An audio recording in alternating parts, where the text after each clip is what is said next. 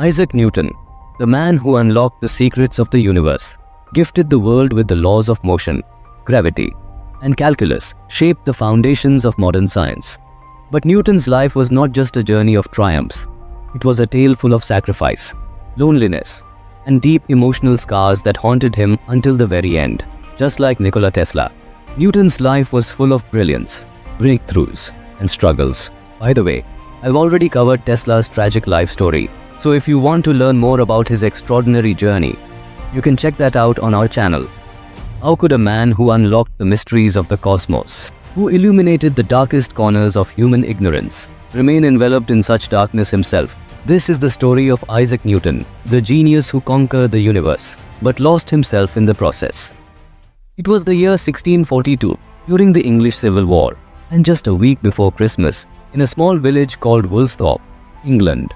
The child who was born prematurely was so small at birth that no one believed he would survive. Isaac Newton was born to a farmer named Isaac and his wife, Anna, after the death of her husband, who passed away 3 months before the birth of their child. Anna named the baby after his father, Isaac. This child, Isaac Newton, would grow up to change the way the world viewed the sun and the stars. But how? What was so special about this child? Well, let's find out.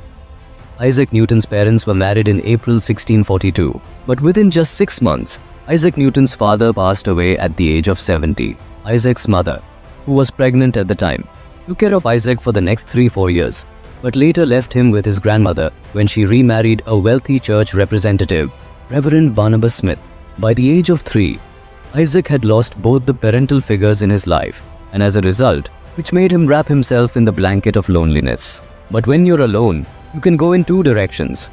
Either you commit a crime out of anger, frustration, and aggression, or you rise above it and focus on success. Newton did both. Today, in the UK's Fitzwilliam Museum, there's a list of Newton's sins that reveals he once threatened to burn his mother and stepfather alive, along with their house. Although he didn't actually do it, nor could he have. This still shows how angry he was at the time, but the fact that he recognized it as a sin suggests that he wasn't a psychopath, but just an emotionally overwhelmed person. And that very list of sins is still preserved at the Fitzwilliam Museum. You can also read more about Newton's childhood in the biography of Sir Isaac Newton. In fact, it was Newton's discovery of gravity that made space missions successful, whether it's NASA's or ISRO's, allowing Indians to fly from Chandrayaan to Mangalyaan, Mars mission. Newton wasn't like other children. He wasn't athletic or sociable. In fact, by many accounts, he was a quiet, introspective boy, often lost in thought. He didn't stand out academically either, at least, not at first. But all of that changed dramatically when, as a teenager, he became involved in a rivalry with another student at school. This small, personal conflict sparked something deep within Newton. Determined to surpass his rival, he threw himself into his studies with a passion and intensity that would define the rest of his life. His intellectual gifts soon became evident, particularly in mathematics and physics, where his understanding seemed almost supernatural. Fill the emptiness in his life, Isaac sought safe place in his thoughts and redirected his aggression towards science, which eventually attracted the world to his intellect, just like gravity. But while discovering gravity, was it really true that an apple fell on Newton's head? Or is it just a rumor that sounds interesting? In 1661, after completing his high school education like a regular student, Newton joined Trinity College at Cambridge to pursue his BA degree, where he studied the works of great scientists, astronomers, and mathematicians, almost as if he drank in their knowledge. But even after studying so much math and science, Newton's mind was still jump over ahead. So, in 1666, when the bubonic plague spread throughout England and Newton had to leave Cambridge and return home for 18 months, he discovered gravity while sitting in his garden, but not in the way we've been taught. Instead, it happened through a thought experiment.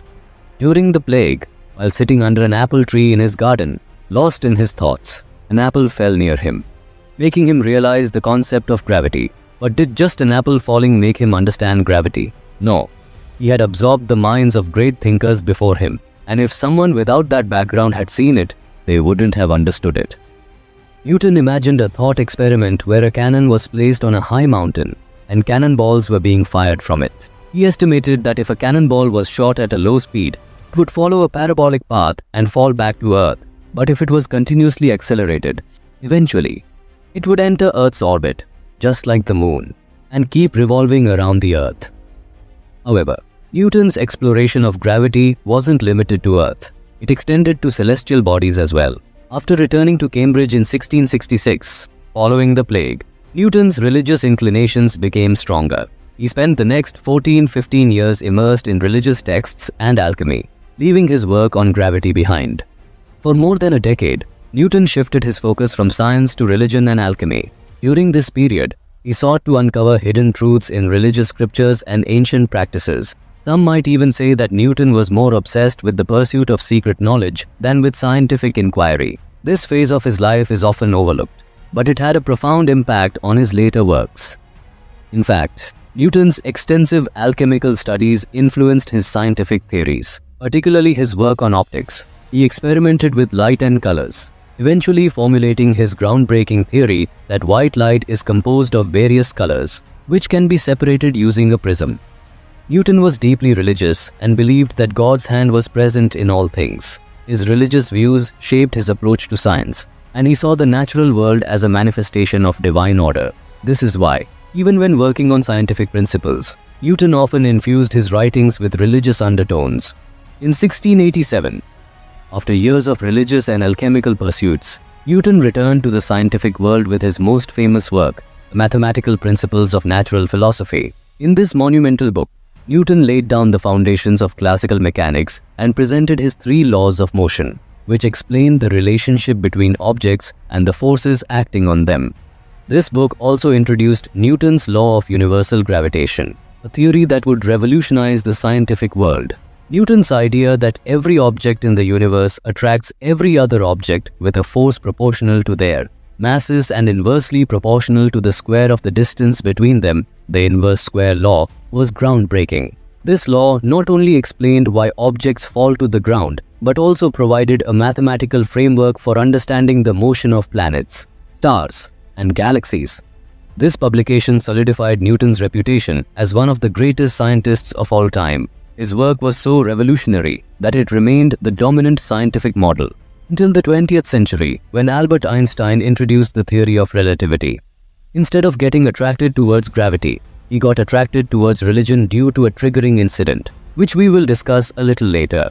But for now, the surprising thing was that for the next almost 14 to 15 years, Newton remained immersed in the Bible, unaware of the fact that someday other scientists will also discover gravity, and this is what happened. Most of the physicists of that time had guessed about gravity by 1680 and were determined to prove it mathematically. One more name was included among those physicists. Edmund Halley, who was Newton's old friend, was lost in his religious world as usual when there was a knock on his room's door. As soon as he opened the door, he found his old friend Edmund Halley standing in front of him. Halley wanted Newton's help to prove gravity mathematically because he knew that only Newton could solve this complex thing. But Newton's mind was on fire in a different way. The success of the gravity which he had studied 15 years ago by sitting in the courtyard of his house was about to be proved by someone else. The ground slipped from under Newton's feet and he started realizing his wasted years. But then a ray of hope came with the great comet of 1680. In November 1680, a very bright comet passed near the Earth, which was visible to the people of Cambridge first at 4:30 in the morning of 19 November and then at 5:30. At 1600 am, it was visible to people in Boston, England, and then it remained visible from different places on Earth for about 10 days, after which it disappeared behind the sun. But then in the same year, in December 1680, another comet came out from behind the sun and became visible in the Earth's sky until March 1681. Newton thought that these 2 comets might be the same comets whose paths were bent by the sun with the help of its gravity, and this was the only thought he had. Due to which Newton came to know that gravity is universal, and he proved it mathematically and also published it in his book Mathematical Principles of Natural Philosophy, which was published in 1687. But now this question must be arising in the minds of many people that when in 1680 someone gave him a little proof, then by 1687 he proved gravity mathematically and also published it. But Newton's genius didn't stop with motion and gravity. He also made significant contributions to the field of optics. He discovered that white light is composed of various colors, demonstrating this through experiments with prisms. His findings laid the groundwork for modern optics and helped us understand the nature of light itself. In 1668, he invented the reflecting telescope, which improved upon earlier designs and provided clearer images of celestial bodies. This innovation further solidified his position as a pioneer in both physics and astronomy. Newton's work gained recognition, leading to his election as a member of the Royal Society. He served as its president and continued to explore various scientific fields, including alchemy and theology.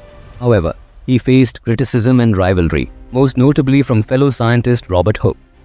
Isaac Newton's conflict with Robert Hooke was a significant scientific rivalry. It began in the 1670s, when Hooke criticized Newton's theory of light, defending his own wave theory. Later, when Newton formulated the law of gravity, Hooke claimed he had suggested the idea first, though he hadn't provided the mathematical proof that Newton did.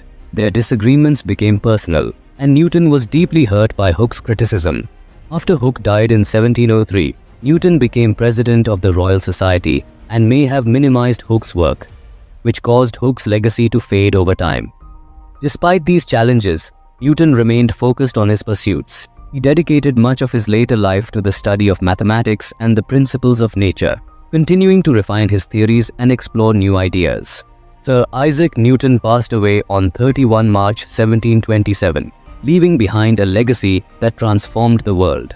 His discoveries not only laid the foundation for classical mechanics, but also inspired generations of scientists, including Albert Einstein. Isaac Newton gave the world the laws that govern the heavens, but in doing so, he sacrificed his own chance at human connection. His life was a testament to the price of brilliance, a man who illuminated the darkest corners of the universe but remained trapped in the shadows of his own solitude. If you want to dive deeper into the lives of extraordinary minds who shaped the world, make sure to hit that subscribe button and join us for more incredible stories. Because some stories deserve to be told and remembered forever.